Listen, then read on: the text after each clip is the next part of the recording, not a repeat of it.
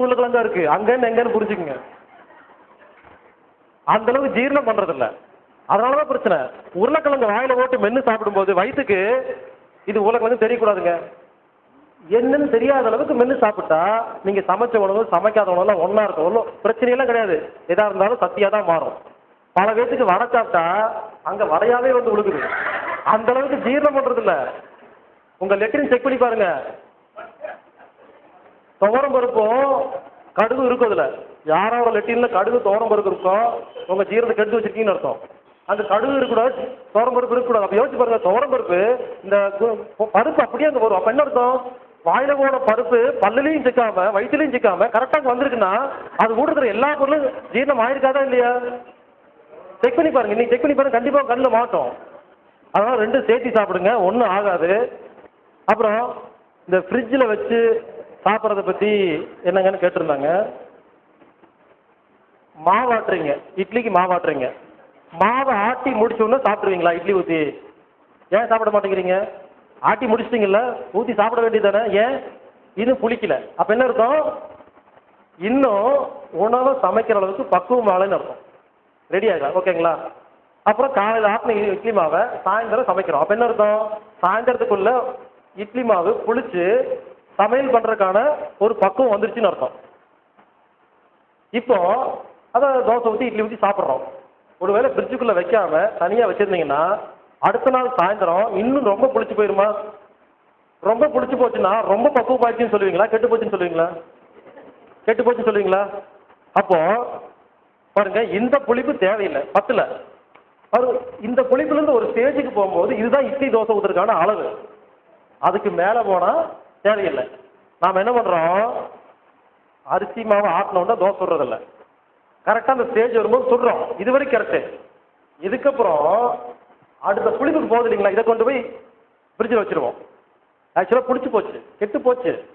கெட்டு போன உணவை நம்ம ஏமாற்றி சாப்பிட்ருக்கோம் 2 நாளாக.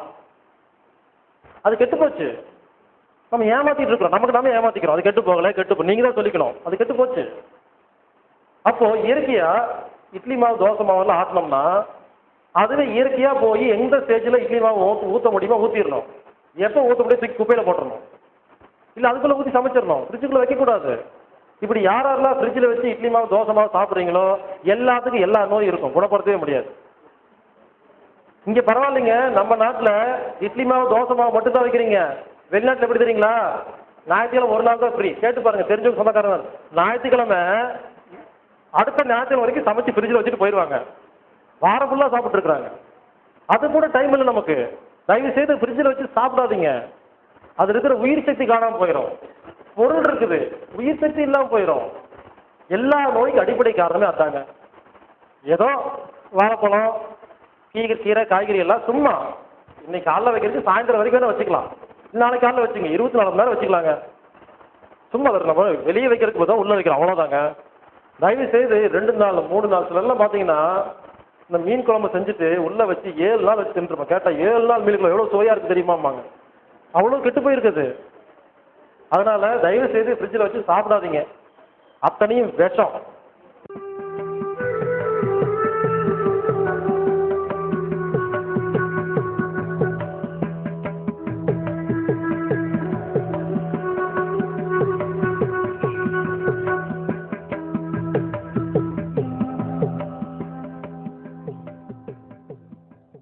ஒருத்தர் ஒரு லாரி டயர் டியூப் புதுசாக ஒரு கடையில் போய் வாங்கிட்டு வர்றாரு. அவர் டயர் டியூப்ல என்ன பண்றாரு? ஒரு டயர் டியூப்னு வச்சுங்களேன், அந்த டியூப்ல காத்தடிக்கிறாரு. நம்ம மவுத்தில் வச்சு காத்தடிக்கிறாரு. கம்ப்ரஸர் ஓப்பன் பண்றாரு, காத்தடிக்கிறாரு. இப்போ இந்த புது டயர் டியூப்ல காத்தடிச்சிட்டு இருக்காரு. இப்போ கம்ப்ரஸர் ஓப்பன் பண்ணிட்டாரு, காத்து உள்ள போகுது, டயர் டியூப் பெருசாயிட்டே போகுது. இது என்னதான் புது டயர் டியூபா இருந்தாலும் ஒரு குறிப்பிட்ட காத்துக்கு மேல பிரஷர் ஆச்சுன்னா அந்த டயர் டியூப் வெடிக்கும் இல்லைங்களா? இவரு காத்தடிச்சிட்டே இருக்கிறாரு, இவர் கம்ப்ரஸரை மூடுறத மறந்துடுறாரு. இப்ப என்ன ஆகுதுங்க? இந்த கம்ப்ரஸர் வழியா போற அந்த காத்து டயர் டியூப்குள்ள போய் போய் ஒரு குறிப்பிட்ட ஸ்டேஜ்ல திடீர்னு டமால்னு வெடிச்சிருது. அப்போ வெடிக்குது எங்க வெடிக்குதுன்னா ஏதோ ஒரு இடத்துல 1 இன்ச்சு வெடிச்சிடும். அது வழியா காத்து வெளியே போன உடனே அது புஷ்னு கீழே விழுந்துருது. இப்போ அவ்வளவு பெரிய டயர் டியூப்ல வெடிச்சதுக்கு காரணம் என்ன? காத்து அதிகமா அடிச்சதுதானே காரணங்க. டயர் டியூப்ல தான் டயர் டியூப்ல எந்த பிரச்சனையும் இல்லை. ஏன்னா ஐஎஸ்ஐ மெத்தடோட இப்பதான் புதுசா வாங்கிட்டு வந்து வச்சிருக்காங்க. எல்லா டெஸ்ட்டும் பண்ணி தான் வச்சிருக்காங்க. ஆனா இவ்வளவுதான் பிரஷர் ஒன்றும் அளவு இருக்கு இல்லைங்களா, அந்த அளவை தாண்டறதுனால தானே வெடிச்சது. சரி, அந்த வெடிச்சது காரணம் இந்த காத்து அதிகமா அடிச்சது தான் காரணம். ஆனா ஏன் 1 இன்ச்சு வெடிச்சது? அவ்வளோ பெரிய டயர் டியூப்ல அந்த 1 இன்ச்சு மட்டும் ஏன் வெடிச்சதுன்னு கேட்டீங்கன்னா, அந்த அவ்வளோ பெரிய டயர் டியூப்ல அந்த 1 இன்ச்சு தான் இருக்கிறதுலயே வீக்கான ஒரு பாயிண்ட், வீக்கஸ்ட் பாயிண்ட். எல்லாமே நல்ல டியூப் தான், இருந்தாலும் இருக்கிறதுலயே வீக்கானது, இருக்கிறதுலயே ரொம்ப மோசமானது. ரொம்ப மோசமானது இல்லை, இருக்கிறதுலயே எது கொஞ்சம் ஸ்ட்ராங் கம்மியா இருக்கோ அது அந்த இடம் வெடிச்சிடும். இப்போ ஒரு இடத்துல வெடிச்சிருச்சு. நீங்க என்ன பண்றீங்க, ஒரு பஞ்சர் போடுறத கூப்பிடுறீங்க. சார் எங்க வீட்டுல நான் ஒரு டயர் டியூப் வாங்கினேன், காத்தடிச்சேன், 1 இன்ச்சு வெடிச்சிருச்சு, வாங்கன்னு சொன்ன பஞ்சர் ஆக்சுவலி கூப்பிடுறீங்க. இவர் வராரு, வந்து என்ன பண்றாரு, அந்த பஞ்சர் போடுறவரு அந்த 1 இன்ச்சை பார்த்துட்டு அந்த 1 இன்ச்சுக்கு மேல ஒரு இதை வச்சு தேய்க்கிறாரு, அமுத்துறாரு, ஒட்டுறாரு. இப்ப அதை அடைச்சிட்டாரு, பஞ்சர் போட்டாரு, 50 ரூபா கொடுக்குறீங்க, வாங்கிட்டு போயிடுறாரு. இப்ப மறுபடியும் என்ன பண்றீங்க, இன்னும் நீங்க வந்து அந்த ஓபன் பண்ண அந்த கம்ப்ரஸரை க்ளோஸ் பண்ணவே இல்லை. இப்போ என்ன ஆகுங்க, இன்னும் க்ளோஸ் பண்ணவே இல்லை, அப்படியே காத்து உள்ள போயிட்டு தான் இருக்கு. அடைச்சிட்டு போயிட்டாரு. அடைச்சிட்டு போன உடனே மறுபடியும் காத்து உள்ள போய் போய் போய் போய் போய் மறுபடியும் டமால் வெடிக்குது. ஆனா பாருங்க, அந்த ஏற்கனவே பஞ்சர் போட்டார் இல்லைங்களா, இவர் ஒழுங்கா பஞ்சர் போட்டிருந்தாருன்னா வேற இடத்துல வெடிக்கும். ஸ்ட்ராங்கா பஞ்சர் போடாம ஒரு லைட்டா பஞ்சர் போட்டிருந்தாருன்னா என்ன அங்க அதே இடத்துல வெடிக்கும். இப்போ ரெண்டாவது வேற ஒரு இடத்துல வெடிச்சிருச்சு, இன்னொரு 1 இன்ச்சுக்கு. அதுக்கான காரணம் என்னங்க? அதுக்கு காரணம் இதுதான், நீங்க காத்து அளவு அடிக்காம அளவுக்கு அதிகமா அடிச்சிட்டீங்க, அதனால அந்த ரெண்டாவது பக்கம் வெடிச்சிருச்சு. ஆனா இடம் வேற, காரணம் ஒண்ணு தானுங்க. காரணம் ஒண்ணு, இடம் வேற. ஏன் அங்க வெடிச்சது? அந்த டயர் டியூப்ல இருக்கிறதுலயே செகண்ட் வீக்கான பாயிண்ட் அந்த பாயிண்ட். இப்ப மறுபடியும் அந்த பஞ்சர் போடுறவரை கூப்பிடுறீங்க, அவர் வந்து பஞ்சர் போடுறாரு, 50 ரூபா வாங்குறாரு, திரும்பி வீட்டுக்கு போறாரு, மறுபடியும் காத்து உள்ள போது வெடிக்குது. இப்படி தொடர்ந்து நடந்துகிட்டே இருக்குது. இப்ப டயர் டியூப் ஃபுல்லா ஏன் 30 பஞ்சர் ஆச்சு? முதல் பஞ்சர் ஆன உடனே நீங்க 1 நிமிஷம் நம்ம புது டயர் தானே வாங்கிட்டு வந்தோம், ஏன் பஞ்சர் ஆச்சு? இந்த ஏங்கிள் யோசிக்காம பஞ்சர் ஆயிடுச்சு போடணும், அதுக்கு யாரை பார்க்கலாம், எவ்வளவு செலவாகுன்னு யோசிங்களே தவிர ஏன் பஞ்சர் ஆச்சுன்னு யோசிக்கல. அதான காரணங்க. அந்த மாதிரி யோசிச்சிருந்தீங்கன்னா உங்களுக்கு காரணம் கிடைச்சிருக்கும். ஏன் பஞ்சர் ஆச்சு அப்படின்னு யோசிச்சுட்டு அப்புறம் பஞ்சர் போட்டிருந்தீங்கன்னா, அவருக்கு பஞ்சர் போடுறேன் சார், ஏன் பஞ்சர் ஆச்சு முதல்ல சொல்லுங்க. நீங்க எனக்கு பஞ்சர்லாம் போட வேண்டாம், ஏன் பஞ்சர் ஆச்சு, புரியவர் ஏன் பஞ்சர் ஆச்சுன்னு கேட்டு அவரு சொல்லியிருப்பாரு, இந்த மாதிரிங்க காத்து அதிகமா அடிச்சிங்க, அதான் பஞ்சர் ஆயிடுச்சு, நான் பஞ்சர் போட்டு கொடுக்குறேன், இனிமேல் காத்து அதிகமா அடிக்கலன்னா பஞ்சர் ஆகாதுன்னு சொல்லியிருந்தாருன்னா உங்களுக்கு அடுத்த பஞ்சர் வந்திருக்காது. நாம என்ன பண்றோம், அதை கேட்கறது இல்லை, கேட்காம பஞ்சர் போட விட்டுறோம். இந்த பஞ்சர் போட வரவர் என்ன பண்றாரு, அவருக்கு தெரியல, ஏன் வச்சு தெரியல சார், எனக்கு அதெல்லாம் தெரியாது சார், எனக்கு பஞ்சர் போட தெரியும், ஏன் தெரியாது அப்படின்னு சொல்லிட்டு பஞ்சர் போட 50 ரூபாய்க்கு போயிடுறாரு. இந்த மாதிரி இருந்தா மறுபடியும் பஞ்சர் வரதுக்கு வாய்ப்பு இருக்கு இல்லையா? அந்த பஞ்சர் போறதுக்கு தெரியுது, ஏன் பஞ்சர் ஆச்சுன்னு தெரியுது, ஆனால் சொல்லல. ஏன் சொல்லலைன்னா, சொன்னா மறுபடியும் அடுத்த பஞ்சர் வராதே, வரலன்னா நம்ம மறுபடியும் இன்னொரு 50 ரூபா வாங்க முடியாதுன்னு சொல்லிட்டு என்ன பண்றாரு, சார் எனக்கு தெரியல சார் சொல்லிட்டு பஞ்சர் போட்டு போயிடுறாரு. இப்போ 30 பஞ்சர் ஆயிடுச்சு. நீங்க புரிஞ்சுக்கங்க, ஒரு பஞ்சர் முதல்ல ஆன உடனே ஏன் ஆச்சுன்னு கரெக்டான காரணத்தை கண்டுபிடிச்சு அதுக்கான விளக்கம் தெரியாம அந்த பஞ்சரை போட்டீங்கன்னா மறுபடியும் அடுத்த பஞ்சர் வரத்தான் செய்யும். அதை நம்ம அந்த மாதிரி யோசிக்கிறது இல்லை. நான் ஏன் இந்த பஞ்சர் டயர் டியூப் பஞ்சரை பத்தி ஏன் எவ்வளவு நேரம் பேசிட்டு இருக்கிறேன்னா, இதுதான் இந்த இப்ப நடக்கிற உலக மருத்துவத்துக்கு ரொம்ப ரொம்ப சம்பந்தம் இருக்கு. நீங்க பாருங்க, இப்ப இங்க எல்லாம் உட்கார்ந்துட்டு இருக்கும்போது யாருமே வந்து தும்மல. நான் என்ன பண்றேன், ஒரு மூக்குப்பொடி எடுத்துட்டு தூக்கி வீசுறேன். இந்த மூக்குப்பொடி வீசணும் உடனே இங்க இருக்க அத்தனை பேருமே தும்முவோம். அப்போ இத்தனை நேரம் தும்மாம இருந்த நாம இப்ப தும்புறோம்னா இப்போ என்ன நடந்துச்சு? அப்போ நம்ம உடம்புக்குள்ள இந்த மூக்கு வழியா அந்த மூக்குப்பொடி உள்ள போய் நுரையீரல வந்தோடனே தும்மல் வருது. அப்போ தும்மல் நல்லதா கெட்டதா? முதல்ல தும்மல் அப்படிங்கிறது நோயின்னு சொல்றாங்க. தும்மல் ஒரு நோயின்னா இது நல்லதா கெட்டதா? கெட்டதான் நோயின் பேர் வைப்போம், நல்லது மருத்துவம் தானே பேர் வைப்போம்.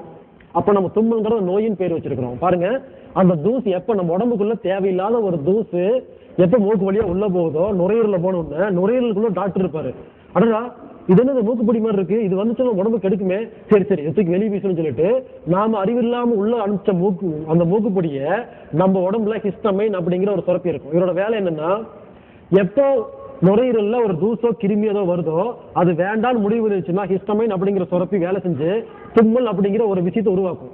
தும்மல் நம்ம நினைக்கிற மாதிரி சும்மா சாதாரண விஷயம் இல்லைங்க. ஒரு தும்மல்னா ஒரு தும்மலுக்கு எவ்வளவு ஃபோர்ஸ் வேணும், எவ்வளவு தண்ணி வேணும், எந்த இடத்துல அடிக்கணும், அந்த தூசை எப்படி வெளியே கொண்டு போகணும் எல்லாத்தையும் ஆராய்ச்சி பண்ணி ரொம்ப பர்ஃபெக்டா வந்து அடிக்கிறதுக்கு பேர் தான் தும்மல். அப்ப தும்மல்ங்கிற சுரப்பி என்ன பண்ணுது, நம்ம உடம்ப காப்பாத்துறதுக்காக நம்ம உடம்புல உள்ள வந்த அந்த நோய் கிருமிய இல்ல ஒரு தேவையில்லாத ஒரு தூசை தூக்கி வெளியே வீசுறதுக்காக ஒரு மருத்துவத்தை பாக்குறதுக்கு பேர் தான் தும்மலே தவிர தும்மல்ங்கிறது நோய் கிடையாது. இப்போ மூக்குப்பொடி வீசணும்னா தும்மல் வந்துருச்சு.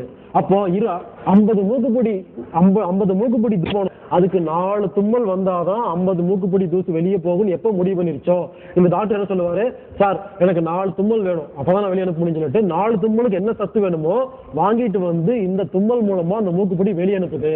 நாம என்ன பண்றோம், டீசன்சி பார்த்துட்டு தும்மல் வரும்போது அடக்கிட்டு அப்படி உள்ள வச்சுக்குவோம், இல்லைன்னா அதுக்கு ஒரு மருத்துவம் பார்ப்போம், இதோடு பண்ணுவோம். அமிர்தாஞ்சல் விக்ஸ் எடுத்து தடவுனா தும்மல் ஓடி போயிடும்.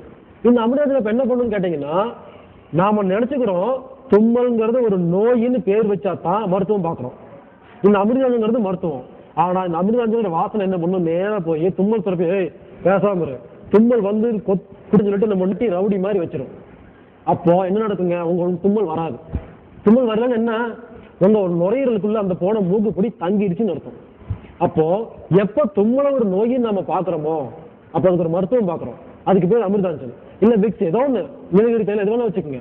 ஆக மொத்தம் இப்ப பாருங்க, தும்மல்ங்கிறது நம்ம உடம்பு பாக்குற மருத்துவம். நாம என்ன பண்றோம், அது வச்சு நாம ஒண்ணு பண்றோம் இல்லைங்களா மருத்துவம் சொல்லிட்டு, இதுக்கு பேர் தான் நோய்.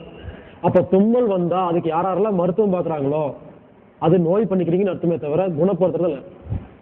இப்போ தும்மல் அப்படிங்கிற பஞ்சர் ஆன உடனே பாருங்க, இதுக்கு அந்த டயர் டியூபுக்கு ஒத்து பாருங்க, தும்மல்ங்கிற பஞ்சர் ஆன ஏன் தும்மல் வருதுன்னு யோசிச்சீங்கன்னா உங்க நோய் அன்னைக்கே குணமாயிருச்சு. நாம அதை பத்தி யோசிக்கிறது இல்லை, வந்த தும்மல் நிறுத்தணும், அதாவது பஞ்சர் வந்தா போடணுங்கிறது யோசிக்கிறமே தவிர நோய் குணப்படுறது ஆராய்ச்சி பண்றது இல்லை. அப்போ தும்மல் நிறுத்துறதுக்காக ஒரு பஞ்சர் போடுற இல்லைங்களா, அதுக்கு பேர் தான் அமிர்தாஞ்சல் விக்ஸ் நீலகிரி தைலம். இந்த பஞ்சர் போட்டோம் உடனே நினைச்சு தும்மல் நின்று போச்சு, நம்ம நினைச்சிட்டோம் தும்மல் நின்று போச்சுன்னு. ஆனா தும்மல் நிக்காது. இந்த 40 தூசு உள்ள இருக்கு இல்லைங்களா, அப்ப என்ன ஆகும், இன்னும் நிறைய தூசு உள்ள போயிட்டு இருக்கும். இந்த அமிர்தாஞ்சல் வாசனை இருக்கிற வரைக்கும், விக்ஸ் வாசனை இருக்கிற வரைக்கும் உங்க மூக்கு வழியே நிறைய தூசுகள் உள்ள போய் இப்ப 4 தூசு இருந்து 40 தூசு இருந்த அந்த இடத்துல 400 தூசா மாறிடும். இந்த அமிர்தாஞ்சல வாசம் எப்ப கம்மியாகுதோ மறுபடியும் தும்மல் அது பார்த்தா 4000 தூசு இருக்கும்.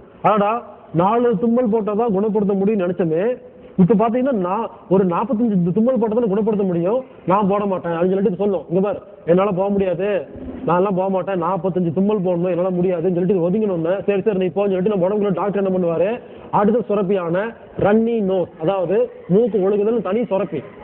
நீ நினைக்கிற மாதிரி மூக்கு ஒழுகிறதுக்கு நோய் கிடையாது, அது ஒரு தனி சுரப்பி. அதுக்குன்னு அறிவா இல்லாம மூக்கு ஒழுகுது, அது உடம்பு தன்னுடைய வேலையை உருப்படியா பாக்குது. ரன்னி நோஸ் தனியான சுரப்பி, இது என்ன பண்ணு, வாங்கி வா நீ போய் என்ன பண்ணு, அந்த 4000 தூசுக்குள்ள நம்ம வீட்டுல வந்து ஒரு கரை இருந்துச்சுன்னா தண்ணி போட்டு என்ன பண்ணுவோம், அலசி தூக்கி வெளியே கொண்டு குப்பை கொட்டுவோம் இல்லைங்களா, அந்த மாதிரி இந்த தண்ணி வந்து நுரையீரல்ல பாஞ்சு அந்த தூசுக்களை எல்லாம் ஒண்ணு சேர்த்து எடுத்துட்டு வந்து மூக்கு வழிய வெளியே விடுறதுக்கு பேரு தான் மூக்கு ஒழுகிறது. மூக்கு ஒழுகிறதுங்கிறது நோயா மருத்துவமா? மருத்துவம், நம்ம உடம்பு பார்க்குற மருத்துவம். இதுக்கு எப்படி நீங்க நோயின் பேர் வைப்பீங்க? அப்ப எந்த மருத்துவர்கள் இந்த நோயின் பேர் வைக்கிறாங்களோ அவங்க என்ன பண்றாங்க, ரன்னி மூக்கு ஒழுகுச்சுன்னா இந்த மாதிரி பண்ணா குணமாயிரும். எப்ப எழுதி வைக்கிறீங்களோ சொல்றீங்களோ மருத்துவம் ஃபாலோ பண்றீங்களோ இது தப்பான மருத்துவம். மூக்கு ஒழுகுச்சா தான் மருத்துவம். உடம்பு அறிவோட ஒரு பொருள் வச்சுது இது கொண்டு உள்ள வைப்பீங்களா? உங்க வீட்டுல சுத்தம் பண்ணி என்ன பண்றீங்க, அழுக்கு தண்ணி எடுத்துட்டு போய் வெளியே கொண்டு ஊத்துறீங்க. யாராவது வந்துட்டு வீட்டுக்குள்ள தண்ணியெல்லாம் வெளியே ஊத்துக்கூடாதுன்னு சொல்லி புடுங்கி வீட்டுக்குள்ள ஊத்துற எப்படி இருக்குங்க? அதே மாதிரிதான் எப்ப நாம மூக்கு ஒழுகும் போது இழுக்கிறோமோ அது என்ன அர்த்தம்னா நம்ம கையில நாமளே வச்சுக்கிறோம்னு அர்த்தம். இப்ப இந்த மாதிரி மூக்கு ஒழுகும் பொழுது நீங்க அதுக்கு அந்த பஞ்சர் ஆயிடுச்சு பாருங்க, தும்மல் வருது, அதுக்கு காரணம் கண்டுபிடிச்சிருந்தீங்கன்னா அந்த பஞ்சரோட முடிஞ்சிருக்கும். அந்த பஞ்சருக்கு நீங்க பஞ்சர் போடுறதுக்கு டாக்டர்கிட்ட போறீங்க, அவரு 50 ரூபா வாங்கிட்டு மருத்துவம் பண்றாரு, பஞ்சர் போடுறது வந்துட்டு போன மாதிரி. இப்ப என்ன ஆகுது, மூக்கு ஒழுகுற நோய் வந்துருச்சு. நீங்க நினைச்சுக்கிறீங்க அன்னைக்கு வந்து தும்மல் வரும்போது டாக்டர்கிட்ட போனவே ரொம்ப ராசியான டாக்டர் கொடுத்த மருந்து உடனே வேலை செஞ்சது, இப்ப வேற நோய் வந்திருக்குன்னு. இது வேற நோய் இல்லைங்க, ஏற்கனவே நீங்க தும்மல் அடக்குனீங்க இல்லைங்களா, அதோடைய அட்வான்ஸ் நோய். அப்ப அதுக்கும் அவங்ககிட்ட தான் போறோம், அவரு அதுக்கும் மருத்துவம் பாக்குறாரு. யாரெல்லாம் மூக்கு ஒழுகும் போது மருத்துவம் பாத்துக்கிறீங்களோ இந்த இந்த இந்த தூசுக்குள்ள உள்ள போய் அடுத்து பெருசாகி சளிங்கிற பேர்ல வெளியே வரும். அப்ப அதுக்கு வேற சுரப்பி. இப்ப சளிங்கிற பேர்ல வேற வெளியே வரும்போது நம்ம என்ன பண்றோம், ஆனா சளி வந்துருச்சுன்னு சொல்லிட்டு அதுக்கு ஒரு மருத்துவம் பாக்குறோம். யூரின் போனா அடக்குவீங்களா, லெட்டின் போனா அடக்குவீங்களா? அதே மாதிரி சளி வந்து எதுக்கு அடக்கணும், உடம்பு கழிவுன்னு சொல்லி வெளியே தூக்கி வீசுது, அதையே உள்ள வச்சுக்கிட்டு நோய் உண்டு பண்றீங்க. சிந்திட்டு போனா முடிஞ்சது. ஒரு எஸ்சி சார் ஜோக்ல சொல்லுவாங்க, சளி வந்து என்ன பண்ணுவீங்க, சிந்துவேன் அப்படிம்பாங்க, எல்லாம் சிரிப்பாங்க. சிரிக்கிறதெல்லாம் ஒண்ணும் கிடையாது, சளி வந்தா சிந்தணும், அதுதான் மருத்துவம். மூக்கு ஒழுகுனா ஒழுகணும், வெளியே விட்டுட்டீங்கன்னா களி வெளியே போச்சு, நோய் குணமாயிருச்சு. தும்மல் வந்தா தும்மணும், அவ்வளவுதான். இது செய்யாம அதுக்கு எதெல்லாம் மருத்துவம் பாத்துக்கிறீங்களோ உங்க கழிவு நீங்களே உள்ள வச்சுக்கிட்டு நோயை பெருசு பண்றீங்கன்னு அர்த்தம். அப்ப தும்மல்ங்கிற ஒரு பஞ்சர் ஏற்படும் பொழுது காரணத்தை கேட்காம பஞ்சர் போட்டீங்கன்னா மருத்துவம் பாத்தீங்கன்னா அடுத்து ரன்னி நோஸ் வரும். ரன்னி நோஸ்ங்கிற பஞ்சர் வந்துக்கும் போது அதுக்கு பஞ்சர் போட்டுட்டு அதுக்கு என்ன காரணம் தெரியாம விட்டுட்டீங்கன்னா அடுத்தது வர்றது சளியா இருக்கும். சளிக்கு மருத்துவம் பாத்தீங்கன்னா அடுத்தது நெஞ்சு சளியா வரும். இப்போ தும்மல் வரும்போதே விட்டுருந்தா அந்த குழந்தை தப்பிச்சிருக்கும். குழந்தை தும்மல் வந்தோம்னா ஹாஸ்பிட்டல், இது மூக்குல வந்து ஹாஸ்பிட்டல், சளி வந்தா ஹாஸ்பிட்டல் கூட்டிட்டு போயிட்டே இருப்பாங்க. கடைசியில் பார்த்தா நெஞ்சு சளி வந்துருச்சுங்க அப்படிம்பாங்க. சளி வந்தா சிந்து நெஞ்சு சளி வருது. இந்த மாதிரி சளி அடக்கு மருத்துவம் பார்த்து உள்ள சளி ஃபுல்லா தங்கி நெஞ்சு சளியா மாறிடும். இப்ப என்ன பண்ணுவீங்க, 15,000 ரூபாய் கொடுத்தீங்கன்னா ஒரு டியூப் போட்டு மூக்கு வழியா ஒரு டியூபை போட்டு அந்த சளியை வந்து கரைச்சி எடுப்பாங்களாமா. இதுக்கு 15,000 20,000 செலவு. தும்மல் வந்தா விட்டுருந்தீங்கன்னா இவ்வளவு பெரிய விஷயமே கிடையாது. தும்மல் வந்தா மூக்கு சவுந்து போயிருந்து உங்களுக்கு கவலை. ஆனா மூக்குல இருக்கு குழாய் விட்டு தண்ணி அந்த சளி எடுக்கும் பொழுது மட்டும் குழந்தைக்கு வலிக்காதா? இந்த மாதிரி ஒரு பஞ்சர் நடக்கும்போது நாம அது அந்த பஞ்சரோட காரணம் என்னன்னு யோசிக்காம நாம பஞ்சர் போடுறதுக்காக டாக்டரை கூப்பிடுறோம். இவங்க ஒரு இடத்துல பஞ்சர் போடுறாங்க, இந்த பஞ்சர் போட்டனாலதான் இன்னொரு பஞ்சர் வருதுன்னு தெரியாம அந்த பஞ்சருக்கு அவரை தான் கூப்பிட்டு இருக்கோம். இந்த மாதிரி நம்ம உடம்புல நோய்கள் பெருசாயிட்டே போயிட்டு இருக்கு. இந்த மாதிரி நெஞ்சு சளிக்கு மருத்துவம் பாத்தீங்கன்னா ஆஸ்துமாவா மாறும். ஆஸ்துமாக்கு மருத்துவம் பாத்தீங்கன்னா டிபியா மாறும். டிபிக்கு மருத்துவம் பாத்தீங்கன்னா கேன்சரா மாறும். பாருங்க, ஒரு மூக்குல இருந்து நுரையீரலுக்குள்ளேயே இவ்வளவு நோய்கள் அப்படின்னு சொல்லிட்டு இருக்கிறாங்க. ஆனா நோய்கள் கிடையாது. நீங்க புரிஞ்சுக்கங்க, நம்ம உடம்பு 2 வேலையை தான் பாக்குது. ஒண்ணு உள் வாங்குதல் ஆஸ்பிரேஷன், இன்னொன்னு எலிமினேஷன் வெளியனுப்புதல். நாம என்ன பண்றோம், உள்வாங்குதல்ங்கிற வேலையை சாப்பிடுறோம், தண்ணி குடிக்கிறோம், மூச்சு காத்துக்கிறோம், இதெல்லாம் உள்வாங்குதல். வெளியேற்றுறதுங்கிறது இந்த மாதிரி தும்மல் மூக்கொழுகிறது சளி இதெல்லாம் வெளியேற்றுறது. இந்த வெளியேற்ற வேலையை பார்க்கணும். எப்பப்பெல்லாம் உடம்பு வெளியேற்ற வேலையை பார்க்குதோ நாம என்ன பண்றோம், அதுக்கு ஒரு நோயின் பேர் வச்சுக்கிட்டு அதுக்கு ஒரு மருத்துவம் சொல்லி அந்த கழிவுகளை உள்ள தங்க வச்சுதான் நோய் அதிகம் பண்றமே தவிர நாம அதுக்கு மருத்துவம் பார்க்கல. இப்ப இதே மாதிரி பாத்தீங்கன்னா சாதாரணமா இருக்கிறீங்க, இப்ப யாருக்குமே வாந்தி வரல, சாதாரணமா சாப்பிட்டு இருக்கோம். நீங்க ஒரு 2 வருஷமா நீங்க வாந்தி ஒரு நாள் ரோட்டோரமா ஒரு கெட்ட உணவை சாப்பிடுறீங்க. சாப்பிட்டு முடிச்ச உடனே சாப்பிடும் போது நமக்கு அறிவில்லை, நம்ம புத்திக்கு அறிவில்லை, அது வாட்டி சாப்பிட்றோம், நல்லா இருக்குன்னு சொல்லி சாப்பிட்றோம். சாப்பிட்டு ஒரு நாள் திடீர்னு பார்த்தா வாந்தி வருது. அப்போ யோசிச்சு பாருங்க, நாம அறிவு கட்டத்தனமா சாப்பிட்டுட்டோம், நம்ம அறிவுக்கு அது கெட்ட உணவுன்னு தெரியல. ஆனா அந்த உணவு என்ன பண்ணுது, ஜீரணம் செய்யணும்னா அதுக்கு வேற சுரப்பீங்க. சாப்பாட்டை சாப்பிட்றீங்க, வயிற்றுக்குள்ள போயிடுச்சு, உள்ள போன சாப்பாடை ஜீரணம் பண்ணணும்னா ஹைட்ரோகுளோரிக் ஆசிட் சுரக்கணும், மண்ணீரல் பலவிதமான என்சைம் சுரக்கணும், இதெல்லாம் சுரந்து ஜீரணம் பண்ணும். நல்ல பொருளா இருந்தா மட்டும்தான் ஜீரண சுரப்பி சுரக்கும். எப்ப இந்த பொருள் கெட்ட முடிவு பண்ணிருச்சோ ஜீரண சுரப்பியில் ஆஃப் பண்ணிடுற, யாரும் ஜீரணம் பண்ணக்கூடாது, இது கெட்ட பொருள், இதை ஜீரணம் பண்ணா நம்ம உடம்புல எல்லா நோயும் வரும், ஜீரணம் பண்ற சுரப்பி எல்லாம் ஓடிப்போன்னு சொல்லி எல்லாத்தையும் துரத்தி விட்டுட்டு வாந்திக்குன்னு தனி சுரப்பி. நீ நினைக்கிற மாதிரிலாம் இல்லை, வாந்தி இருக்கணும்னா சாதாரண விஷயம் கிடையாது. பாருங்க, சப்பாத்தி 2 புரோட்டா சாப்பிட்டுருப்பீங்க, 1/4 டம்ளர் தண்ணி குடிச்சிருப்பீங்க. ஆனா வாந்தி எடுக்கும் போது 10 டம்ளர் தண்ணியோட வாந்தி இருக்கீங்க. இந்த மிச்சம் இருக்கிற டம்ளர் எங்கிருந்து வந்துச்சு? 1/4 டம்ளர் தண்ணி. வாந்தியில பாத்தீங்கன்னா 10 டம்ளர் தண்ணியோட வாந்திருப்பீங்க. அப்போ மிச்சம் இருக்க 9/4 டம்ளர் எங்கிருந்து வந்துச்சுன்னு கேட்டீங்கன்னா, எப்ப வாந்தி எடுக்கணும் முடிவு பண்ணிருதோ, ஐயோ இந்த உணவு வந்து என்ன பண்ணும், அதுக்கு தகுந்த மாதிரி ஜீரணம் பண்ணும். ஜீரணம்னா வெட்டி எப்படி தூக்கி வீசினா அது இந்த தொண்டைய இந்த வாயெல்லாம் பாதிக்காம லூப்ரிகேஷனோட வெளியே போய் விடணும்னு சொல்லி யோசிச்சு இதுக்கு எத்தனை லூப்ரிகேஷன் வேணும், எவ்வளவு போர்ஸா அடிச்சோம்னா நமக்கே தெரியாம இங்க பாருங்க, இங்க எடுக்கிற வாந்தி அங்க போய் விழுகும். அப்ப அந்த அளவுக்கு யாரோ உள்ள இருந்து தூக்கி வீசுறாங்கன்னு அர்த்தம். இது அறிவு கட்டுத்தனமா சாப்பாடு வெளியே வந்து விழுந்திருந்தா டெய்லி சாப்பிடுறீங்க, சாப்பாடு உள்ள போகுதாமா, ஒரு நாள் மட்டும் வாந்தி வருதாமா? புரிஞ்சுக்குங்க, எப்ப வாந்தி வருதோ நம்ம அறிவை விட நம்ம உடம்புல இருக்க உறுப்புகளுக்கு அறிவு அதிகமா இருக்குது. இது கெட்ட பொருள் வேண்டாம் வெளியே வீசுறேன்னு வீசுது. நாம என்ன பண்றோம், எப்ப வாந்தி வர மாதிரி சென்சேஷன் அந்த உணர்ச்சி தோன்றுதோ உடனே என்ன பண்றோம், கல்ல தூக்கி பாக்கெட் போட்டா வாந்தி வரமா ஒரு டெக்னிக் இல்லையா? பைக்ல போயிட்டு இருக்கும்போது திடீர்னு பஸ் கார்ல போகும்போது அப்படியே நிறுத்திட்டு ஒரு மெடிக்கல் ஷாப்ல போயிட்டு வாந்தி மாத்திரை தாங்க. இந்த மாத்திரை என்ன பண்ணும், அந்த மாத்திரை மருந்து எதை சாப்பிட்டீங்கன்னாலும் அந்த கழிவு பொருளை உள்ள வைக்கிறதுக்கு தான் மருத்துவம். முதல்ல வாந்திக்கு ஏன் மருத்துவம் பார்க்கணும்? வாந்திங்கிறது நோயே கிடையாது. வாந்திங்கிறது உங்க உடம்பு தேவையில்லாத கழிவு பொருளை தூக்கி வெளியே வீசுற ஒரு மருத்துவம். நாம நம்ம உடம்பு எப்பப்பெல்லாம் ஒரு மருத்துவத்தை பார்த்ததோ இதுக்கு நோயின்னு பேர் வச்சுக்குமாமா, அதுக்கு ஒரு மருத்துவம் வச்சுக்குமாமா. என்ன பொறுத்த வரைக்கும் உடம்புல நோயே கிடையாது, உடம்பு மருத்துவம் மட்டும்தான் பார்த்துட்டு இருக்கு. நாம மருத்துவம் சொல்லி பாக்குறோம் இல்லைங்களா, இதுக்கு பேர் தான் நோய். அப்போ வாந்திக்கு எப்ப நீங்க மாத்திரை சாப்பிடுறீங்களோ, மருந்து குடிச்சு அந்த வாந்தியை உள்ள வைக்கிறீங்களோ, இவ்வளவு நேரம் உடம்பு செஞ்சதெல்லாம் வேஸ்ட். எவ்வளவு கஷ்டப்பட்டு அந்த வாந்திங்கிற பேர்ல எல்லா சுரப்பையும் சுரந்து அந்த தண்ணியை தூக்கி அந்த சாப்பாட்டை தூக்கி வெளியே வீசுறதுக்கு எவ்வளவு கஷ்டப்பட்டு ஒரே சின்ன ஒரு மாத்திரையில இப்போ உள்ள போன அமுத்தி விட்டுறீங்க. அது உள்ள போக கூடாதுன்னு சொல்லி தானே வெளியே வருது, அதையே உள்ள அனுப்புறீங்க. இப்ப என்னன்னு கேட்டீங்கன்னா, யாரெல்லாம் வாந்திக்கு மருந்து மாத்திரை சாப்பிட்டு உள்ள அடைக்கிறீங்களோ இது உள்ள போனா எல்லா நோயும் உண்டு பண்ணும். அப்போ வாந்திக்கு எப்ப மாத்திரை சாப்பிட்டீங்களோ ஒரு 4 நாளைக்கு ஒண்ணு அமைதியா இருப்பீங்க. 4 நாள் வயித்தால போகும்.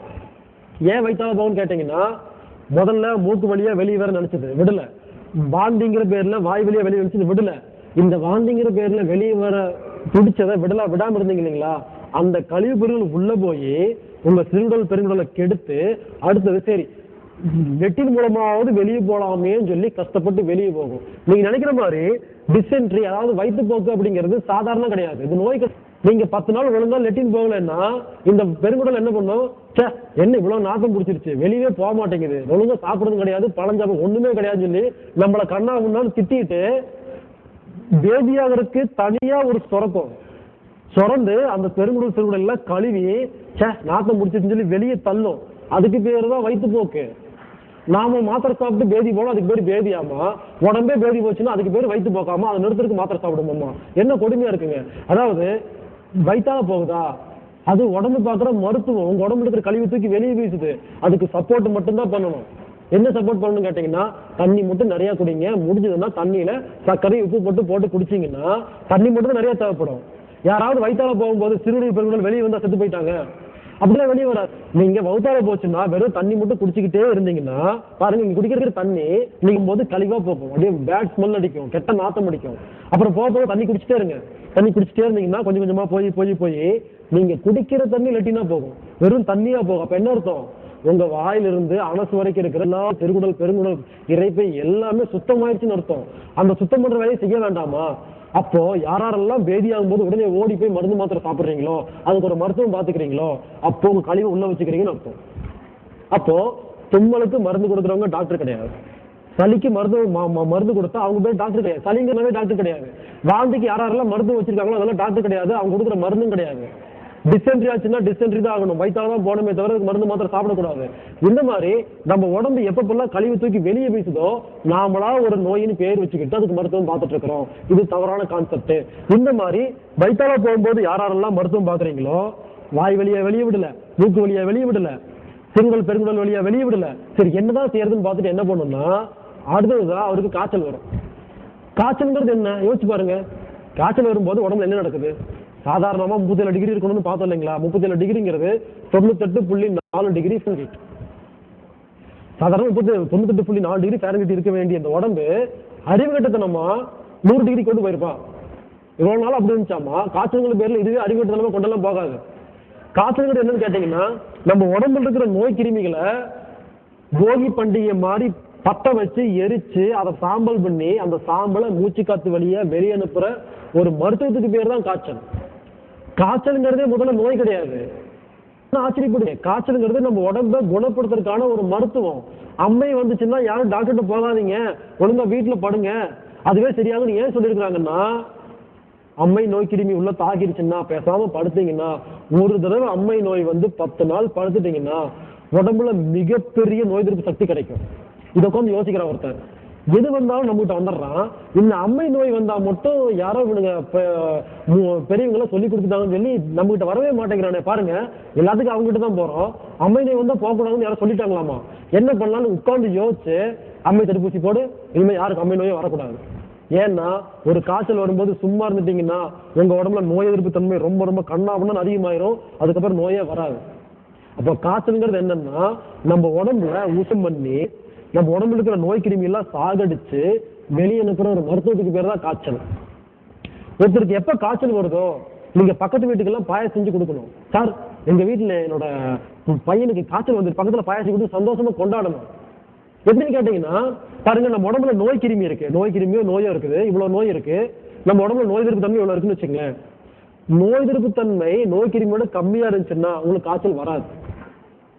அதாவது ஒரு காட்டுக்குள்ள தீவிரவாதி இருக்கிறாங்க, ஒரு 10 தீவிரவாதி இருக்கிறாங்க. போலீஸ்காரங்களை போய் அந்த 10 தீவிரவாதி அடிச்சு கொண்டு வாங்க 2 பேர்த்து அனுப்புறாங்க தடியோட. காட்டு போலீஸ்காரங்க போறாங்க, போயிட்டு பைனர்ல பாக்குறாங்க 10 தீவிரவாதி இருக்கிறாங்க, கையில் துப்பாக்கி இருக்கு. என்ன பண்ணுவாங்க, அடிப்பாங்களா? என்ன அடிச்சு செத்து போயிடுவாங்க தெரியும், திரும்பி வந்துருவாங்க. வந்து என்ன சொல்லுவாங்க, சார் அங்க 10 பேர் துப்பாக்கியோட இருக்கிறாங்க, நாங்க போனா எங்களை முடிச்சிருவாங்க, நாங்க போக மாட்டோம்பாங்க. இப்போ அந்த தீவிரவாதிக்கு போலீஸ்க்கு சண்டை நடந்துச்சா? நடக்கல, பயந்து ஓடி வந்துட்டாங்க. ஆனா இந்த 2 போலீஸ்காரங்க என்ன பண்ணுவாங்க, அப்படியா 10 தீவிரவாதிகளான்னு சொல்லிட்டு 20 போலீஸ்காரங்க துப்பாக்கியோட கொடுப்பாங்க. இவங்க சண்டை போடுறதுக்கு போவாங்க. ஆனா அங்க போய் இப்ப போய் பைலட்ல பார்க்கும்பொழுது அங்க பார்த்தா 40 தீவிரவாதிகள் இப்ப சண்டை போடுவாங்களா? போட மாட்டாங்க, திரும்பி வந்துருவாங்க. அந்த மாதிரி நோய் கிருமிகள் நோய் தன்மை உடம்புல எவ்வளவு இருக்குதோ அதை விட நோய் எதிர்ப்பு தன்மை கம்மியா இருந்ததுன்னா உங்களுக்கு காய்ச்சல் வரவே வராது.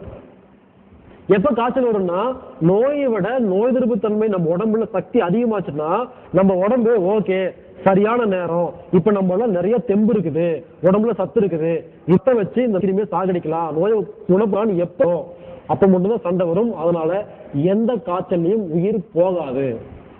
ஒரு காய்ச்சல் எப்ப உங்களுக்கு வருதோ நீங்க புரிஞ்சுக்குங்க, இந்த காய்ச்சல் வரும்போது தப்பான மருத்துவத்திட்ட போனாதான் உயிர் போகுமே தவிர ஒண்ணுமே பண்ணலன்னா உயிர் போகாது. ஏன்னா உடம்புக்கு அந்த அளவுக்கு அறிவு இருக்கு. இது என்ன பண்ணும், நோய் எதிர்ப்பு அதிகமான ஒண்ணை சேர்த்துக்கிட்டே வரும். போலீஸ்காரங்க சேர்த்துற மாதிரி சேர்த்துக்கிட்டே வந்துட்டு எப்ப நோய் தன்மையை விட நம்ம நோய் எதிர்ப்பு தன்மை அதிகமா போகுது ஓகே கமான் ஃபைட் அப்படின்னு சொல்லிட்டு உங்களை முதல்ல என்ன பண்ணுன்னா கண்ணை மூடும். ஏன்னா கண்ணுக்கு சக்தி செலவாகும் இல்லைங்களா, அந்த சக்தி கண்ணுக்கு வேண்டாம், என்கிட்ட கூட சண்டை போடுறேன்னு சொல்லும்.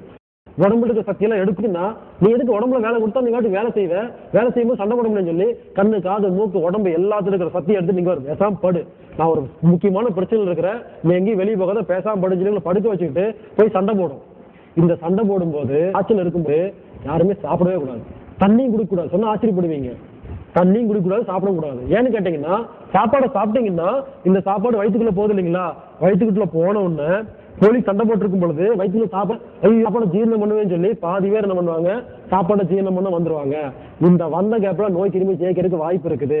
அதனால அந்த நேரம் பாருங்க நாக்கு கசக்கும். புரிஞ்சுக்குங்க, இந்த உடம்புக்கு அறிவு இருக்கு, உடம்பு செய்யறதுல நல்லதுன்னு மட்டும் புரிஞ்சுக்கிட்டா எல்லாமே புரிஞ்சிருங்க.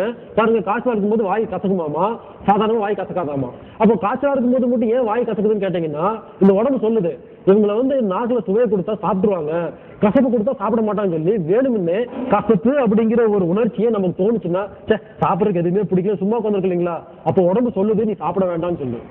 அந்த உடம்பு சொல்றதை மீறி நாம என்ன பண்றோம், ஐயோ பையனுக்கு உடம்பு சரியில்லை இந்த சாப்பிடு சாப்பிடுன்னு அப்பதான் என்ன பண்றோம், சாதாரணமாக கூட ஒரு கஞ்சி குடிச்சிட்டு போவோம்.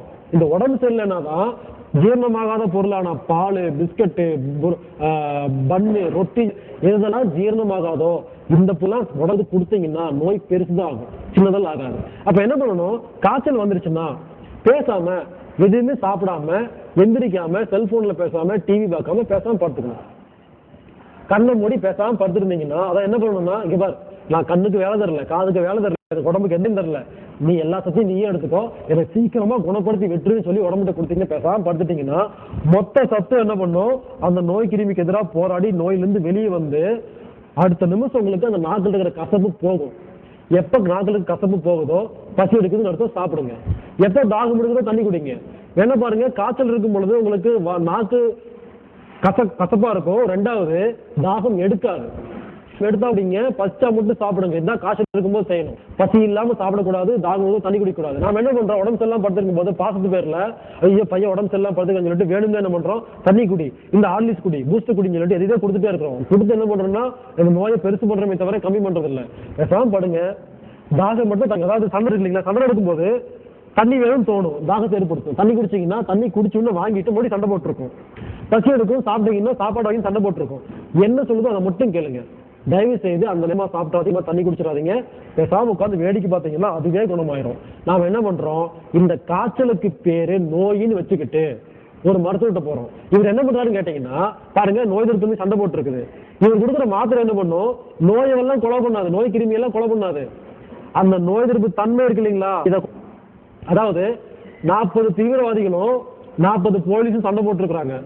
இப்போ 20 போலீஸை நீங்க சுட்டு கொண்டுட்டீங்கன்னா அங்க சண்டை நடக்குமா, திரும்பி போயிருவாங்க போலீஸ் எல்லாம். 20 பேர் செத்து போயிட்டோமே இனிமேல் சண்டை போட்டு தோத்து போயிருந்து சொல்லிட்டு என்ன பண்ணுவாங்க, ஸ்டேஷன் ஓடி போயிருவாங்க.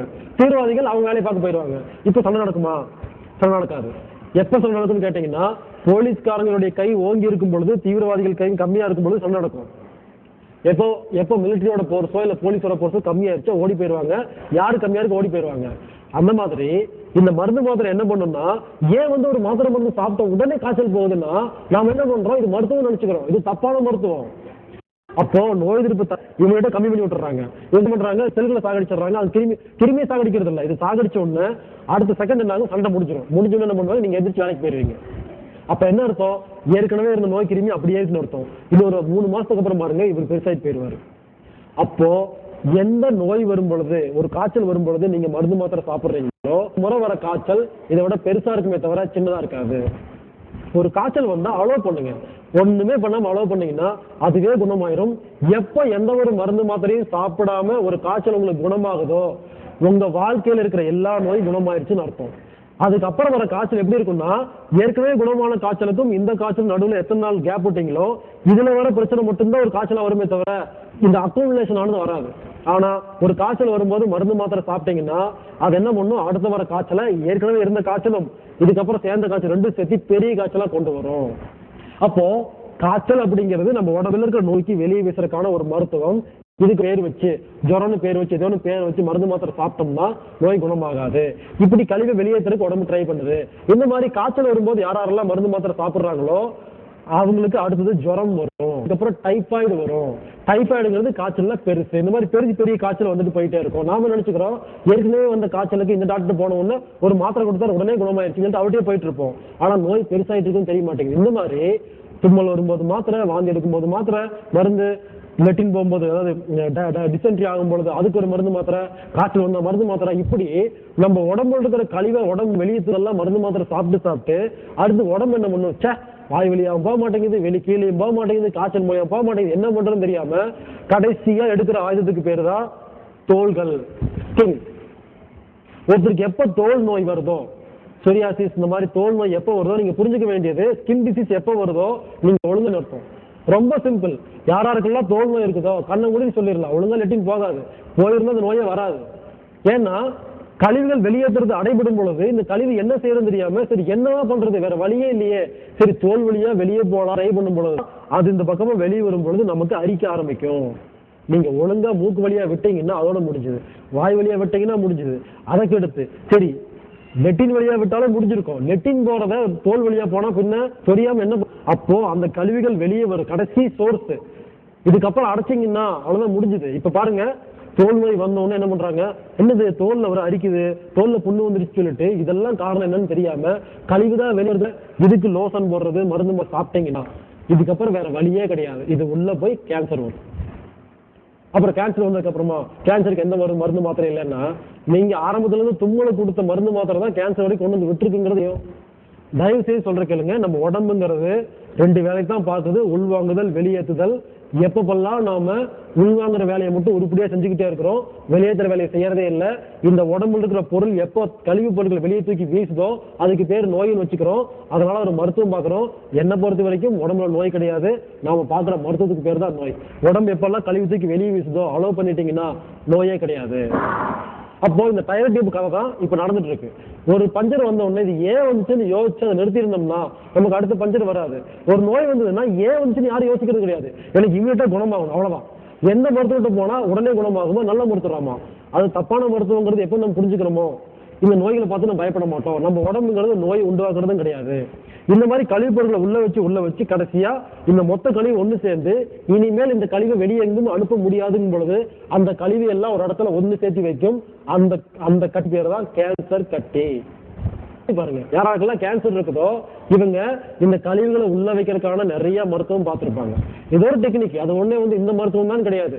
அவங்க சொந்தமா மருத்துவம் பாட்டி வைத்தியம் பார்த்துக்கிட்டாலும் எப்பப்பெல்லாம் கழிவுகளை வெளியேற்ற முடியாம உள்ள வைக்கிறாங்களோ அதெல்லாம் ஒண்ணு சேர்ந்து கடைசியா எங்கேயும் போக முடியாம மோசமான கழிவா மாறுச்சுன்னா அதுக்கு பேர் கேன்சர் கட்டி. இப்ப கேன்சர்ல பல வகையான கேன்சர் இருக்கு. உதாரணத்துக்கு இப்ப நான் பார்த்தேன் இல்லைங்களா, நம்ம உடம்புல எப்பப்பெல்லாம் கழிவு தூக்கி வெளியே வீசும் பொழுதோ நாம அதை உள்ள வச்சுக்கிறோமோ இதெல்லாம் ஒண்ணு சேர்ந்து ஒரு கட்டி மாதிரி மாறிடுச்சு. சில விஷயங்கள் சொன்னா நம்ப முடியாது, ஆனா இதுதான் உண்மை. இப்போ இந்த கேன்சர் கட்டி இருக்கு இல்லைங்களா, இந்த கேன்சர் கட்டி என்ன பண்ணும், நம்ம உடம்புல பக்கம் வந்துருச்சு. இந்த கழிவு எப்படி வெளியே போக முடியாம வந்துருச்சு. இந்த கட்டிய ரத்தம் வழியா எடுத்துட்டு போக முடியல, நாம அலோவ் பண்ணல. ரத்த வழியா யூரினா போனா லெட்டினா போனா சரியா வந்தா நீங்க அலோவ் பண்றது இல்ல, இப்ப கட்டியா மாறிடுச்சு. இந்த உடம்பு என்ன பண்ணுது, யோசிக்குது இந்த கட்டியை கரைக்கணும், ஆனா உடம்பு வழியா வெளியே போக கூடாது, இருந்த போக வைக்கிறது. ஆச்சரியமா இருக்குங்க, அந்த கட்டிய இருந்த இடத்துல ஒண்ணுமே இல்லாம வெளியே வர தடமே தெரியாம இருந்த கட்டிய காணாம போற வைக்கிறதுக்கு ஒரு மந்திரத்துக்கு பேர் தான் கேன்சர். அதாவது இப்போ அதெல்லாம் இது சொல்லணும் புரியணும்னா சில விஷயங்கள் சொன்னதுக்கு அப்புறம் தான் புரியும். ஒரு டப்பா எடுத்துக்கங்க, ஒரு கண்ணாடி பாட்டில் எடுத்துக்கங்க. இந்த பாட்டில்ல அரிசி போட்டு வைங்க, சாதாரண அரிசி, ஒரு பாலை அரிசி போட்டு வைங்க, நல்லா டைட்டா மூடிருங்க. இந்த பாட்டில் இருக்கிற அரிசி நீங்க எதுவுமே பண்ணலன்னா உள்ள காத்தும் போகல, தண்ணியும் போகல, வெப்பம் போகல, ஒண்ணுமே போகல. சும்மா ஒரு பாட்டில நல்லா டைட்டா மூடி ஒரு பாட்டில அரிசி வச்சிடுறீங்க. ஒரு 6 மாசத்துக்கு அப்புறம் பாருங்க அந்த அரிசி கெட்டு போக ஆரம்பிக்கும். கெட்டு போக ஆரம்பிச்ச உடனே திடீர்னு பாத்தீங்கன்னா ஒரு நாள் பாத்தீங்கன்னா ஒரு வண்டு இருக்கும். இந்த வண்டு எங்கிருந்து வந்துச்சு?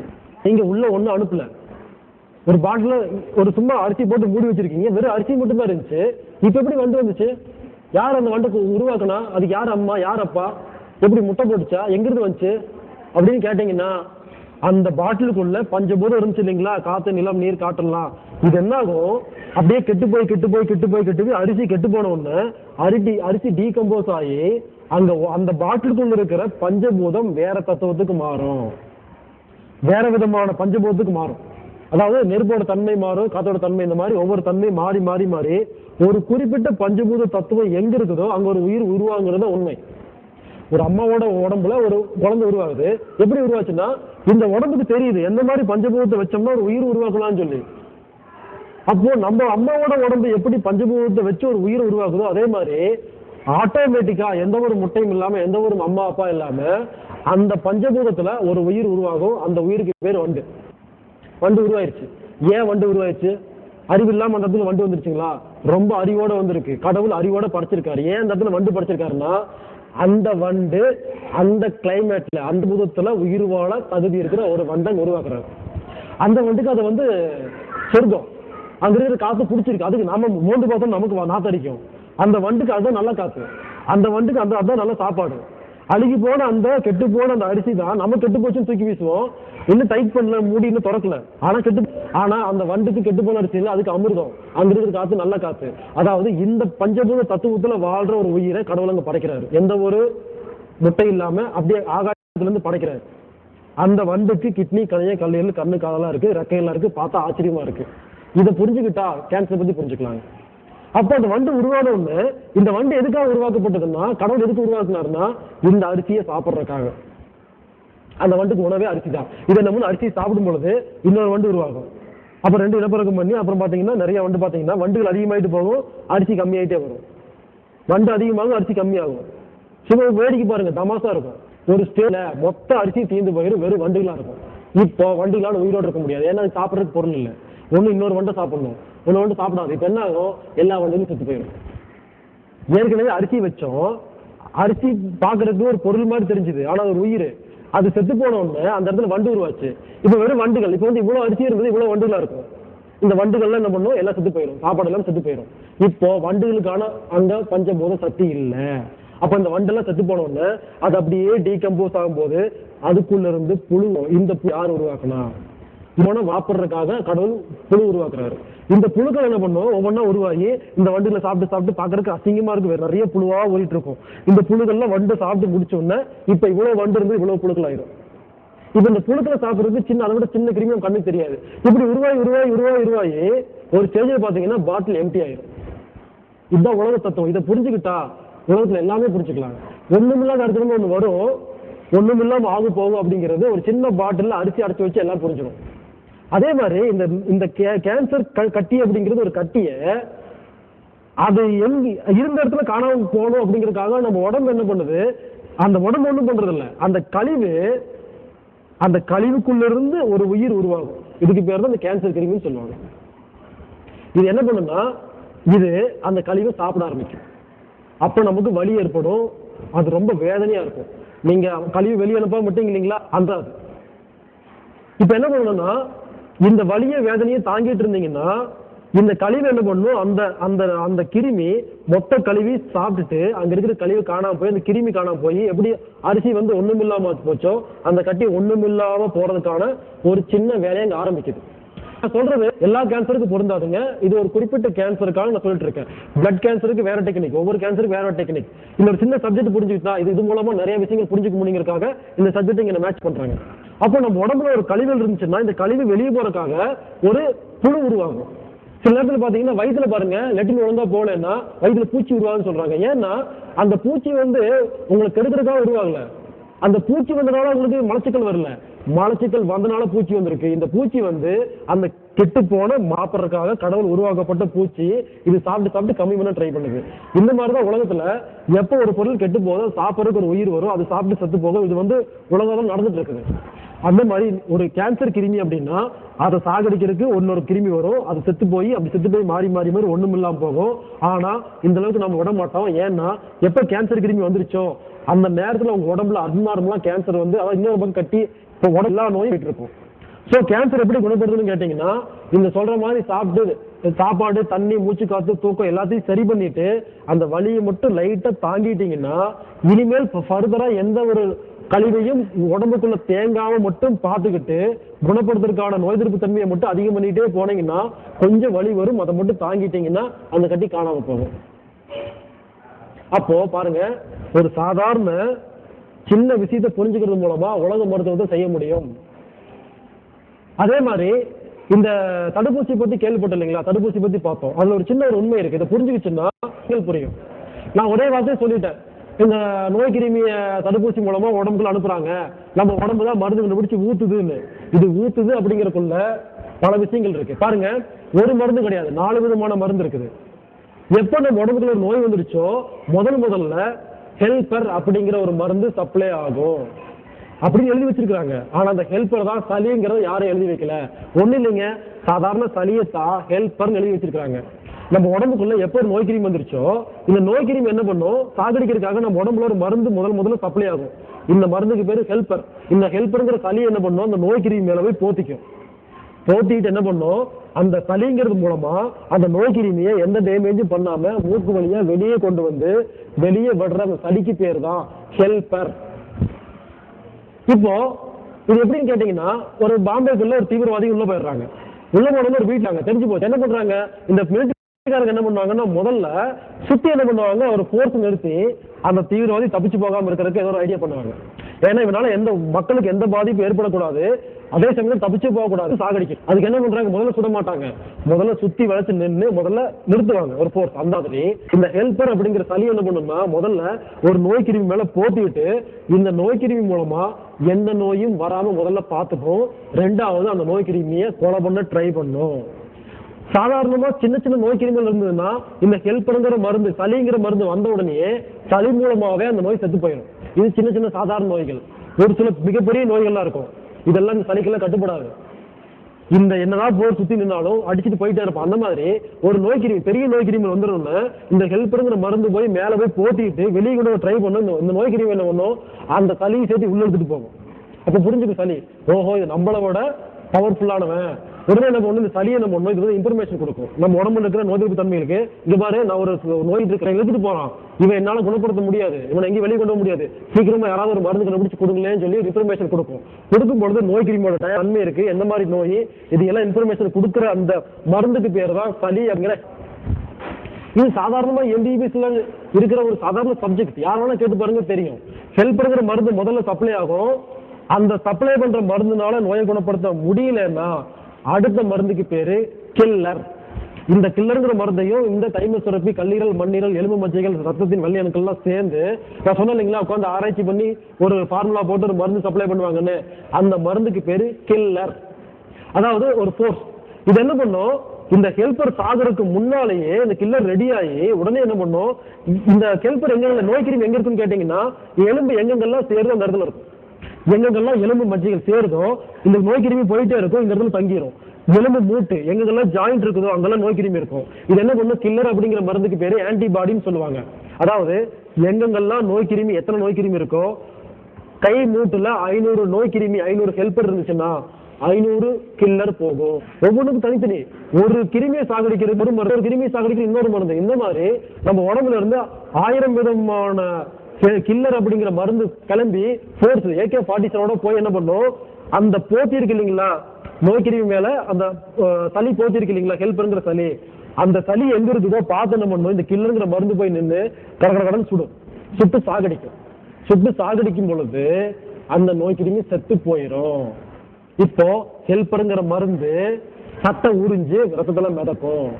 இப்போ அந்த கிருமி செத்து போச்சுங்களா, கிருமி செத்து போன கிருமி ரத்தத்துல மிதக்கும். இப்போ இந்த போர்ஸ் அடிக்குது இல்லைங்களா கில்லர் அப்படிங்கிற மருந்து, இந்த மருந்து என்ன பண்ணும், இதுக்கு ஒரு சின்ன பிரச்சனை, ஒரு இடத்துல போய் அடின்னு சொன்னா அடிச்சுட்டே இருக்குமே தவிர நிறுத்த தெரியாது. அப்போ இந்த நிறுத்தருக்கு என்ன பண்ணும், இந்த உடம்புக்குள்ள ஒரு உறுப்பு பார்த்துட்டே இருக்கும், உடம்புல இருக்கிற ஒரு டாக்டர் பார்த்துட்டே இருப்பாரு. ஓ நோய் கிருமி செத்து போச்சா, கில்லர் சாகடிச்சிட்டானா, ஓகே. கில்லரை சாகடிக்கிறது ஒரு மருந்து, அதுக்கு பேரு சப்ரசர். இப்போ நான் பொதுவா ஒரு மிலிட்டரியில இருந்து ஒரு மிலிட்டரி மேன் போனாருன்னா ஒரு தீவிரவாதி சாகடிப்பாரு, செத்து முடிச்ச உடனே சார் நான் சாகடிச்சு திரும்பி சொல்லி வந்துருவாரு. ஆனா உடம்புக்கு அப்படிலாம் இல்ல. ஒரு மிலிட்டரி போர்ஸ் வெளியே போயிருச்சுன்னா அதை அடிச்சு முடிச்ச உடனே அதுவும் செத்து போய் ரத்தத்துல வெளியே போயிடணும். ஏன்னா அதுல வச்சுக்கிறது இடமும் கிடையாது. எப்ப நோய் வருதோ போலீஸ் வருவாங்க, அந்த போலீஸும் செத்து போயிருவாங்க. அந்த போலீஸை சாகடிக்கிற ஒரு மருந்துக்கு பேர் தான் சப்ரசர். இப்ப பாருங்க, ஒரு நோய் எப்ப வந்து நம்ம குணமாகறோமோ ஹெல்பர், கில்லர், சப்ரசர் அப்படிங்கிற 3 மருந்து சப்ளை ஆனதுக்கு அப்புறம் தான் நோய் குணமாகும். இப்ப ரத்தத்துல ஹெல்பர் இருக்கும், செத்து போன கிருமி இருக்கும், இந்த கில்லருங்கிற மருந்து இருக்கும், சப்ரசர் மருந்து இருக்கும். அப்போ 4 விதமான பொருள் இருக்கும். அது எப்பப்பெல்லாம் நமக்கு நோய் வந்தோம்னா கடைசியா பாத்தீங்கன்னா நல்ல வயிற்றால போகும். வயிற்றால போனதுக்கு அப்புறம் நோய் குணமாயிரும். ஏன் வயிற்றால போகுதுன்னா இந்த பொருள் எல்லாம் வெளியே போகுது. இந்த விஷயத்த மெமரி அப்படிங்கிற ஒரு செல் என்ன பண்ணும், இதை நோட் பண்ணி வச்சுக்கணும். நான் இந்த மாதிரி நோய் கிருமியை பார்த்தேன், இந்த ஹெல்பர் அனுப்பிச்சேன் சாகல, கில்லர் அனுப்பிச்சேன் செத்துருச்சு, சப்ரசர் அனுப்பிச்சேன் செத்து போச்சு அப்படின்னு சொல்லி இதுக்கான ஃபார்முலா எழுதி வைக்கிற அந்த மெமரிக்கு பேரு தான் நம்ம உடம்புல நோய் எதிர்ப்பு தன்மை. எப்ப அம்மை நோய் கிருமி எடுத்து இன்ஜெக்ஷன் வழியா கொடுக்குறாங்களோ இந்த 4 விஷயத்த உடம்புக்குள்ள நடத்துறதுக்காக தான் பண்றாங்க. நீங்க புரிஞ்சுக்க வேண்டியது, சளி அப்படிங்கிறது எதுக்காக வருது, சுட சுட சாப்பாடு சாப்பிட்டு பாருங்க. நல்ல சூடா சாப்பாடு சாப்பிட்டீங்கன்னா சாப்பிடும்போது மூக்குல ஒழுகும். ஏன் ஒழுகுது, அறிவுகட்டத்தலமா ஒழுகுதுங்களா? சூடான சாப்பாடை சாப்பிட்ட உடனே நுரையீரல்ல வெப்பம் அதிகமாயிரும். வெப்பத்தை கம்மி பண்றதுக்காக நம்ம உடம்பு என்ன பண்ணும், தண்ணியை தூக்கி ஊத்தி அந்த வெப்பத்தை மூக்கொழுகிறதுக்கு வெளியே விடும். இப்ப மூக்கொழுகிறது நல்லதா கெட்டதா? நீங்க சூடா சாப்பிட்டாதான் கெட்டதே தவிர மூக்குழுகிறது நல்லது. அதே மாதிரி பாருங்க, வடச்சட்டியில எண்ணெய் ஊற்றி கருவேப்பிலை இல்ல பச்சை மிளகாய் எல்லாம் போட்டு வரமிளகா போட்டு நல்லா சூடு பண்ணீங்கன்னா அதுல ஒரு காரம் வரும். இந்த காரம் மூக்கு வழியா போன உடனே உங்களுக்கு மூக்கு ஒழுகும், தும்மல் வரும். ஏன் தும்மல் வருதுன்னா அந்த காரம்ங்கிறது மூக்கு வழியா போன உடனே தூக்கி வெளியே வீசுது. புரிஞ்சுக்க வேண்டியது, உடம்புல முதல்ல ஒரு மருந்து, நோய் கிருமியை வெளியே கொண்டு போய் விடுறதும் சளிதான், இந்த மூக்கு பொடி மாதிரி தூசுக்களை வெளியே கொண்டு போய் விடுறதும் சளிதான், நோய் கிருமி வந்தோடனே தூக்கிட்டு போய் வெளியே விடுறதும் சளிதான். நோய் கிருமி சாகடிக்க முடியலன்னா கில்லர் வந்து கொல்லும் போது அந்த சளிதான் கொண்டு வந்து கடைசியா வெளியே வந்து விடுது. ஆக மொத்தம் சளிங்கிறது வெளியே போக வேண்டிய பொருளே தவிர உள்ள வச்சுக்க வேண்டிய பொருள் கிடையாது. எப்பப்பெல்லாம் சளி வருதோ சந்தோஷப்படுங்க, சிந்திட்டு போங்க. பொதுவாக பாருங்க, நம்ம ஒரு ஊர்ல தண்ணி குடிச்சிட்டு இருக்கும்போது திடீர்னு வெளியூர்ல போய் தண்ணி குடிச்சு சளி பிடிச்சிரும். இது ஏன்னு கேட்டீங்கன்னா சொன்னா ஆச்சரியப்படுவீங்க. இப்ப ஒரு ஊர் தண்ணி குடிச்சிட்டு இருக்கீங்க, அப்போ இந்த ஊர் தண்ணியில பொதுவாகவே ஒரு சில கெமிக்கல் இருந்துகிட்டே இருக்கும், ஒரு சில மினரல் இருந்துட்டு இருக்கும். இது உடம்புல நார்மலா இருந்துகிட்டே இருக்கும். ஆனா சில மூலப்பொருட்கள், சில தாது பொருட்கள் அந்த தண்ணியில இருக்காது. ஒரு ஊர் தண்ணியில சில தாது பொருட்கள் இருக்காது. திடீர்னு வெளியூர்ல போய் தண்ணி குடிச்ச உடனே அந்த புது தண்ணியில பலவிதமான புது கெமிக்கல் இருக்கும், உடம்பு பார்க்காத கெமிக்கல். அந்த ஊருக்காரங்களுக்கு சளி பிடிக்காது, சளி பிடிக்கும். அது அந்த ஊருக்காரங்க இங்க வந்து அவங்களுக்கு சளி பிடிக்கும். ஏன்னு கேட்டீங்கன்னா இந்த தண்ணியில வேற மினரல், அந்த தண்ணியில வேற மினரல். நம்ம புதுசா ஒரு தண்ணியை சாப்பிட்ட உடனே அதுல இருக்கிற புது மினரல் எல்லாம் ரத்தத்துல கலந்த உடனே இந்த மினரல் மூலமா சாகடிக்க வேண்டிய நோய் கிருமிகளை சாகடிச்சு சளி மூலமா வெளியே வரும். இதுக்கு பேர் தான் சளி. நீங்க புரிஞ்சுக்கங்க, சளிங்கிறது நம்ம உடம்புல நோய் எதிர்த்து போராடுற ஒரு தவிர இது வந்து நோய் கிடையாது. இப்ப சரவாங்கின்னு சொல்லுவாங்க, இந்த மூட்டு முழங்கால எல்லாம் பெயின் இருக்கும், வலி இருக்கும், இதை குணப்படுத்த முடியாது, மருந்து மாத்திரைன்னு சொல்லுவாங்க. இப்போ ஏன் நான் வந்து இந்த தடுப்பூசி பத்தி இவ்வளவு நேரம் பேசிட்டு இருக்கேன்னா இதெல்லாம் புரிஞ்சாதான் அதை புரிஞ்சுக்க முடியும். பாருங்க, எப்போ நம்ம உடம்புல ஒரு நோய் கிருமி வந்துருச்சோ நம்ம உடம்புல 4 விதமான மருந்துகள் சப்ளை ஆகும். ஒன்னு ஹெல்பர், கில்லர், சப்ரசர், மெமரி. இந்த 4 முடிஞ்சோன்னா நோய் முடிஞ்சிருச்சு. இப்போ யாராவது ஒருத்தர் இந்த ஹெல்பர் சப்ளை ஆயிரும், அப்புறம் கில்லர் சப்ளை ஆயிரும். இந்த கில்லர் சப்ளை ஆனதுக்கு அப்புறமா சப்ரசர் சப்ளை ஆகலைன்னா அதுக்கு பேர் தான் சரவாங்கி. அப்போ இந்த போலீஸ்காரங்க போறாங்க இல்லைங்களா, அந்த நோய் கிருமிகளை போய் மூட்டு முழங்கால் பக்கத்துல எங்க நோய் கிருமி இருக்கு இல்லைங்களா, அதெல்லாம் போய் சுடுவாங்க, கடற்கரை சுட்டுட்டு இருப்பாங்க. நம்ம உடம்பு தயாரிச்ச ஒரு மருத்துவர், நம்ம உடம்பு தயாரிக்கப்பட்ட ஒரு போலீஸ்காரங்க, அதாவது நோய் எதிர்ப்பு தன்மை ஒரு போர்ஸ் அங்க போய் துப்பாக்கி சுட்டு நோய் அணிட்டாங்க. நோய் கிருமி செத்து போச்சு. ஆனா நோய் கிருமி செத்து போன உடனே சப்ரசர்ங்கிற மருந்தை அனுப்பணும் அப்படிங்கிற அறிவு கெட்டு போச்சுன்னா அதுக்கு பேரு சரவாங்கி. இல்லையா, அறிவு இருக்கு ஆனா ரத்தத்துல சில பொருள் இல்ல. அந்த பொருள் இருந்தாதான் இந்த மாதிரி சப்ரசர் உருவாக்க முடியும்னு தெரியும். ஆனா அந்த பொருள் ரத்தத்தில் இல்லாதனால சப்ரசர் அனுப்ப முடியாம கஷ்டப்பட்டு இருக்கலாம். 2 விதமான காரணம் இருக்கலாம். பொருள் இருந்து அறிவில்லைன்னா சரவாங்கி வரும், இல்ல பொருள் இல்லைன்னா சரவாங்கி வரும். 2 ஏதோ ஒண்ணு கொடுத்தா மட்டும்தான் இந்த சப்ரஸ்ங்கிற மருந்து எப்ப சப்ளை ஆகும் போய் என்ன பண்ணும், அந்த கொண்டுட்டு இருக்கிற கில்லரை சாகடிச்சதுன்னா உங்களுக்கு மூட்டு நார்மல் ஆயிரும். இப்போ ஏன் மூட்டுல மட்டும் இந்த பிரச்சனை வருதுன்னா இன்னும் அடிச்சிட்டு இருக்கு. போக போக மூட்டு இன்னும் பேலன்ஸ் உங்களுக்கு வந்து எனர்ஜி கம்மியாயிட்டு வரும், ரொம்ப ஸ்ட்ராங், அதாவது அந்த இடத்துல வந்து பாதிப்பு அதிகமாகும். ஏன்னா இந்த கில்லர் சாகடிக்கிற வரைக்கும் உங்களுக்கு அந்த நோய் குணப்படுத்த முடியாது. சப்ரஸர் அப்படிங்கிற ஒரு மருந்து சப்ளை பண்ணணும். நான் சொல்றதெல்லாம் சும்மா என்னமோ சொற்பொழிவோ என்னமோ நான் பேசிக்கலாம் நினைக்கிறேன், வேண்டாங்க. இது எல்லாமே எல்லா மருத்துவரையும் கேளுங்க. எந்த ஒரு எம்பிபிஎஸ் படிச்ச டாக்டர்கிட்ட ஹெல்பர் கில்லர் சப்ரஸர் மெமரி என்னன்னு கேட்டு பாருங்க, தெளிவா சொல்லுவாங்க. ஒரு மருத்துவர்னா இது தெரியாம எந்த ஒரு மருத்துவர் இருக்க முடியாது. சப்ரஸர் ஒரு மருந்து சப்ளை பண்ணாம நோயை குணப்படுத்த முடியாது.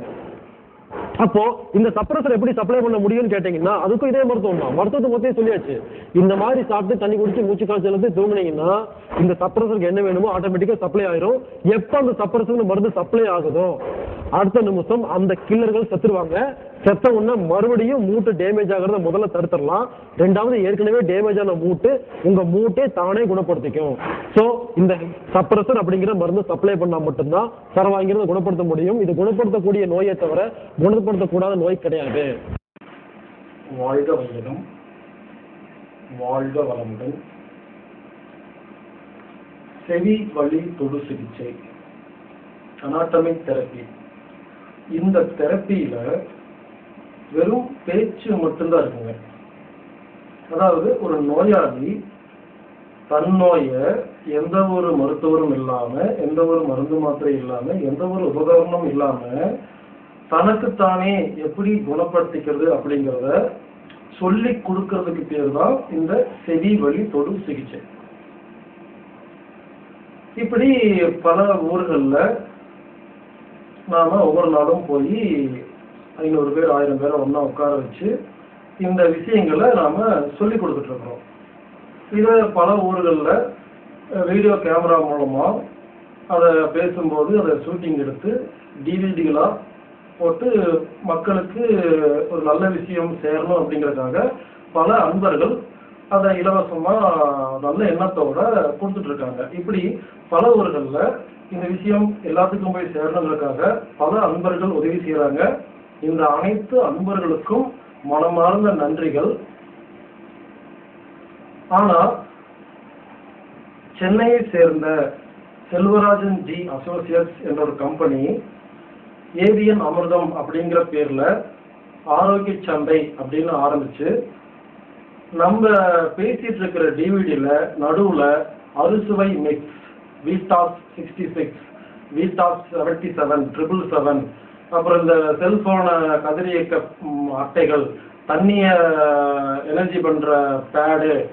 நாம தண்ணியை கொதிக்க வச்சு குடிக்கூடாதுன்னு சொல்றோம், டேப் வாட்டர் குடிச்சா போதும்னு சொல்றோம். ஆனா அந்த டிவிடிக்குள்ள தண்ணியை எனர்ஜி பண்ற பேடு, யோகா மேட்டு, பல கம்பெனியுடைய மருந்து மாத்திரைகளும் சுமார் ஒரு 250 பொருட்களை எனது அனுமதி இல்லாம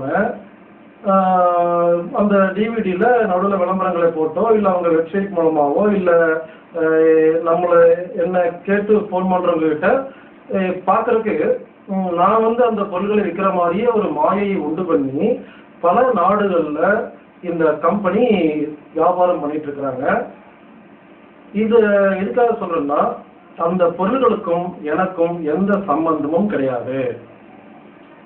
நம்ம கிட்ட எந்த ஒரு பொருளும் சாப்பிட்றக்கோ லேகியமோ இந்த மாதிரி எதுவுமே இல்லை, எந்த உபகரணமும் கிடையாது. வெறும் பேச்சு மட்டும்தான். அது டிவிடியா கிடைக்கும், இல்லை ஆடியோவா கிடைக்கும், சீடியா கிடைக்கும், இல்லை புக்கா கிடைக்கும்.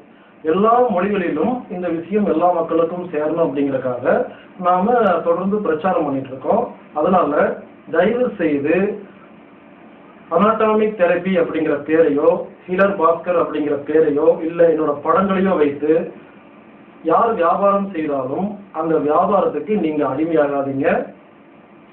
பொதுமக்களுக்கு இது தெரிய மாட்டேங்குது. ஏன்னா அவங்க வெப்சைட் பார்க்குறாங்க, ஒரு இடத்துல விளம்பரம் பார்க்குறாங்க, அதை பார்த்தோன்னு என்ன நினைக்கிறாங்க, அது நான் தான் வியாபாரம் பண்றேன் அப்படின்னு நினைச்சுக்கிட்டு அவங்க அந்த பொருட்களை சாப்பிட்டா நல்லா இருப்பாங்கிற எண்ணத்துல சாப்பிட்றாங்க. ஏன்னா நிறைய பேர் எனக்கு ஃபோன் பண்ணி கேட்குறாங்க, நான் வந்து வீட்டாஸ் 66 அரிசி மிக்ஸை வந்து 7 மாசமா சாப்பிட்டு இருக்கேன், எனக்கு எந்த நோய் குணமாகல, அதுக்கு பதில் சொல்லுங்கன்னு கேட்குறாங்க.